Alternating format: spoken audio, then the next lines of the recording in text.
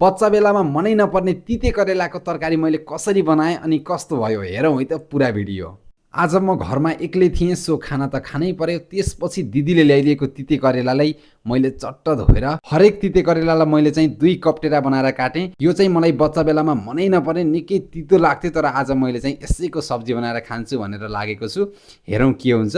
त्यसपछि चाहिँ मैले हाम्रो घरमै उत्पादन भएको लोकल प्याजलाई लिएर काटेँ, त्यसलाई पनि मसिनो बनाएर काटेँ। त्यसपछि चाहिँ मैले प्यान बसालेँ, प्यानमा तेल राखेँ, अलिकति धेरै भयो क्या तेल।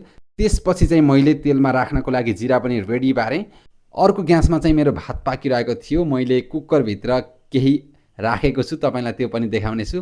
त्यसपछि चाहिँ मैले यता तेल तातिसकेपछि जिरा राखेँ। अर्को ग्यासमा कुकरले सिटी लगायो, त्यसपछि चाहिँ मैले सिटी खोल्न लागेँ। कुकरभित्र चाहिँ मैले पहिले आलु छिलेर राखेको थिएँ, किनकि आलु पकाउनको लागि सजिलो हुन्छ अहिले करेलासँग।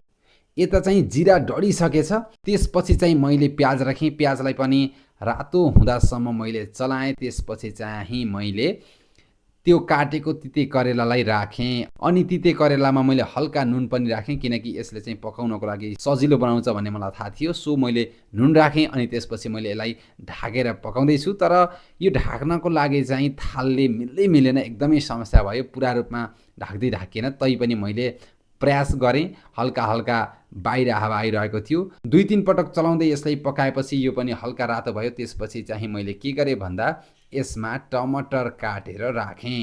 टमाटर काटेर राखिसकेपछि यसमा मैले छुट्टै मसला अनि नुन र बेसार पनि राखेँ। त्यसपछि चाहिँ यसमा मैले पहिले पकाइसकेको आलु पनि राखेँ र यो सबलाई मैले फेरि ढाकेर फेरि पकाएँ। त्यसपछि चाहिँ मैले धनिया काटेर रेडी गरेँ। अनि त्यसपछि सबै पाकेर रेडी भयो। त्यसपछि चाहिँ मैले माथिबाट धनिया छर्केँ। ल, मैले पहिलो पटक पकाएको यो तिते करेलाको तरकारी कस्तो भयो होला त कमेन्ट बक्समा कमेन्ट गर्नुहोला। र मैले पकाएको खाना खान चाहनुहुन्छ भने हाम्रो घर आउनुहोला।